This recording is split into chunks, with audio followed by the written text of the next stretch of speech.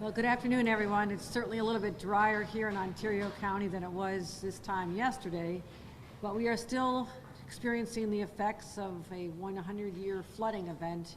And literally, just as I left a street on Chapin, we just received word that one of the houses I visited was one that just the basement just collapsed. So it is still a dangerous situation. There are still people in these homes, and the buildings that they're in are actually compromised because of the volume of flooding that has occurred. So I'm here standing with a heart full of gratitude to the first responders, the Canandaigua Fire Department, who has done an extraordinary job helping manage the crisis. They've been there for their neighbors. We've seen them out in the streets, but also the mutual aid that has come through. Literally on the street I just described, we are looking and speaking to members of the Gates Fire Department. So this has been a region-wide response. I also want to thank my team at the state level. Commissioner Jackie Bray was contacting county leaders even before the first rain fell to let them know that we are deploying resources in advance. That's how you deal with a storm of this magnitude. You prepare in advance, you deploy resources, and thank God we had swift water rescue teams deployed right here in advance of the storm, because they literally were involved in rescuing many, many lives. And I just spoke to some families whose children were picked up and rescued just at this time last night. So this has been it's an evolving event. It seems like the worst has passed in terms of the volume coming down, but now our job is to make sure that the roads and the bridges are passable, that they've not been structurally compromised, because that could also lead to a dangerous situation. So the 48 hours we just came through have been extraordinary. Ontario County is still under a state of emergency. I declared this yesterday, as did the county administrator. And what we're doing around the state, assessing the damage. I just came up from Orange County, where I have no doubt that we will meet the threshold of almost $37 million statewide damage in order to be eligible for FEMA money. We'll also receive an allocation for this county once all the receipts have been generated from the local public officials, and that's what I'm appreciating them working on as we speak. Been in contact with everybody from the White House, the Secretary of Transportation, the head of FEMA, our Senators Gillibrand and Senator Majority Leader Schumer have also been in contact with us to offer any assistance with the FEMA declaration, which would be really important for us to get the money to the state, but also to the localities so they can start rebuilding. We're expanding the emergency declaration to Rockland, Clinton, and Essex counties, as well as Oswego. Oswego County is sustaining flash flooding events as we speak. They're under a flash flood watch. They had an enormous amount of rain, 3 inches in 90 minutes just a few hours ago, so the water is accumulating in other places as well. But here I'm just really proud of the response of the local team. I had a chance to speak last night to the chair of the Board of Supervisors, Todd Campbell, who was on the ground, represents the neighboring community, West Bloomfield. Our county manager, Chris DeBolt, again, very responsive, used to working with teams across the state, and they've given such mutual aid to other areas that now they're in a place where they're able to accept that kind of assistance as well. The sheriff has done an amazing job as well. I know his teams have been involved, Sheriff Dave Cercincioni, and also our leaders from the state level. I'm really grateful to have such strong partners with Senator Pam Helming, who's been on the ground dealing with this crisis firsthand from the very first minutes, and Assembly Member Jeff Gallahan, who's new on the job but experienced in terms of having to deal with a response like this. Our Supervisor Jared Simpson from Canandaigua, Mayor Bob Palumbo, and I just had a chance to get a briefing from our fire chief here, Magnera, who told us what's been going on here. This is over a 200-year-old fire company, 200 years in 2016. And you think about the scale of this event. This is something that people train for, they're ready for, but rarely do they have to activate. But last night, they stepped up, and we talk about the fact that no lives were lost. This could have been a cataclysmic event, but for the response, the coordination at the state, county, and local levels, and I'm grateful to all the first responders who were there for us.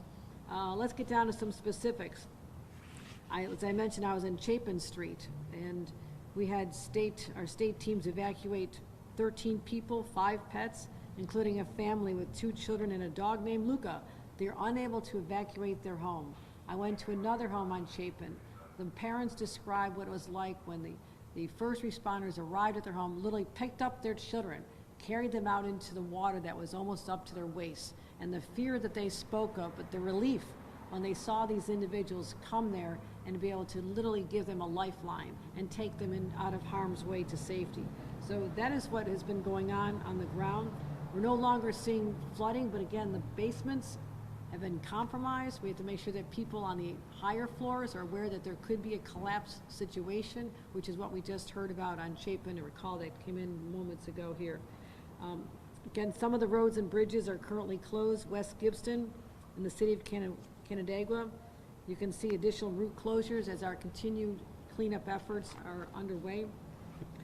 In terms of houses without power, fortunately, again, we deployed utility crews in advance of the storm, which was the way you can be more prospective and instead of reactive in a situation like this, because when it's raining and it's dark, people are without their power. It is a frightening situation, especially for parents with little kids. So we have about 600 families in Ontario County as we speak, about 2,000 statewide, but the power is rapidly returning. At one point, it was over 13,000 homes without power, and now there's many more that have had that power restored.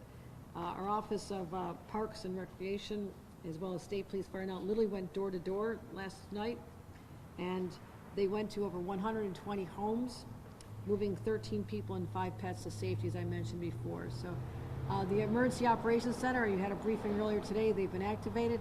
Our state police teams, our emergency operations, our DOT teams are all embedded in the local emergency operations, so there's an incredible synergy, a real-time response to wherever the needs may be.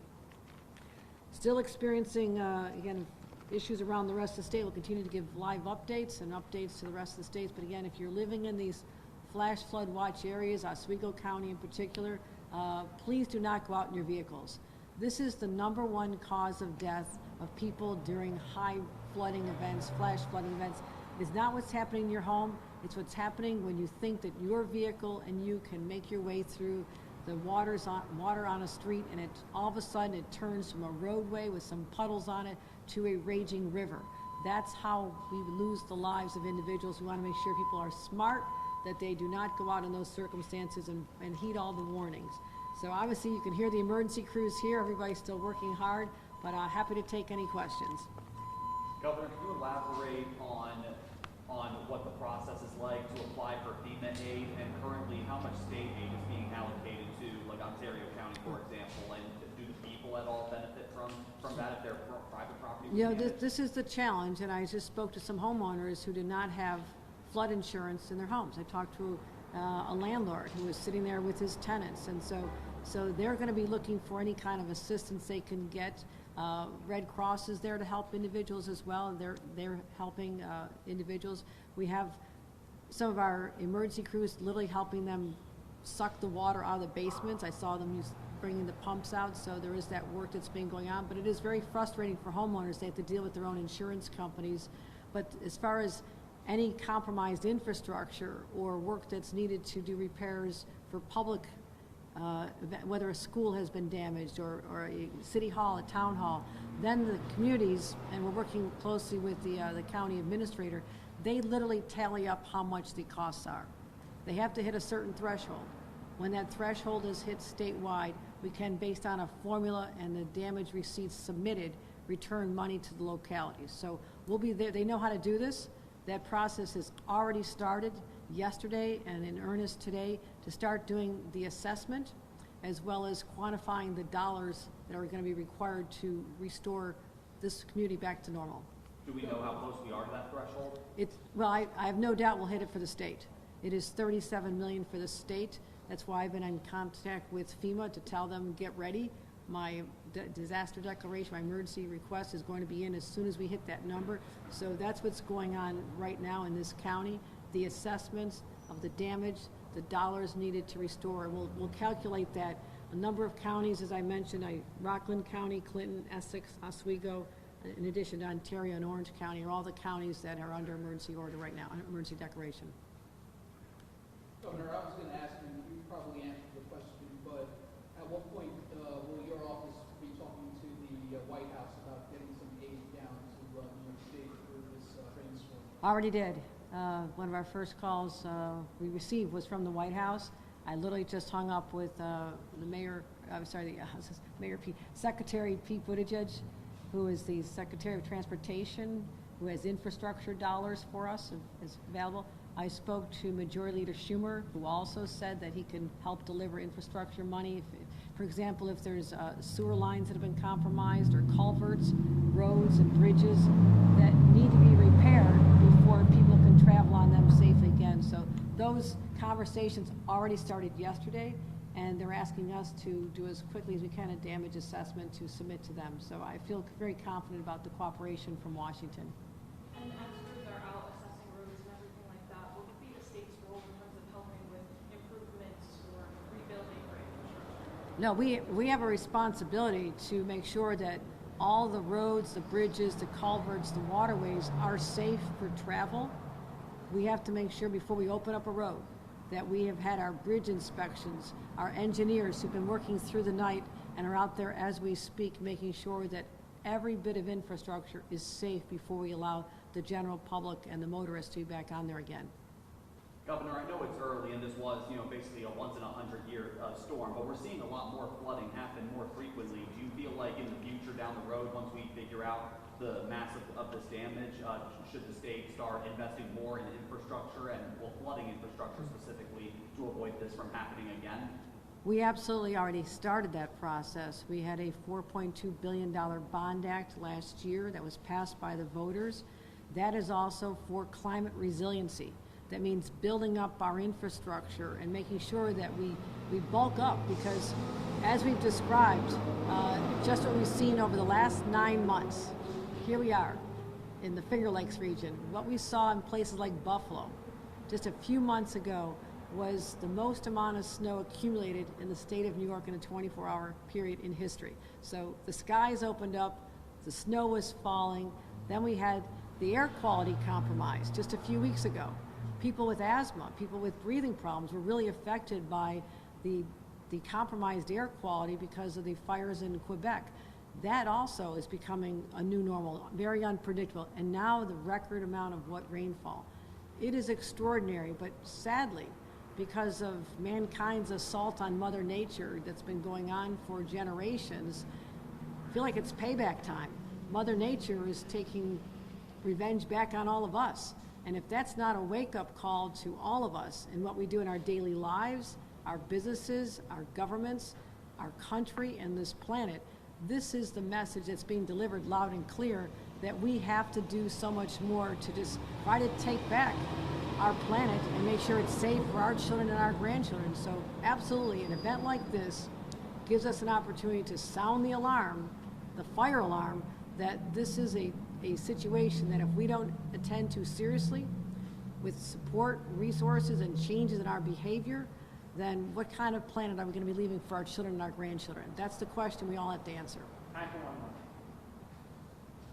All good? Thank you. All right, thanks everybody, appreciate it.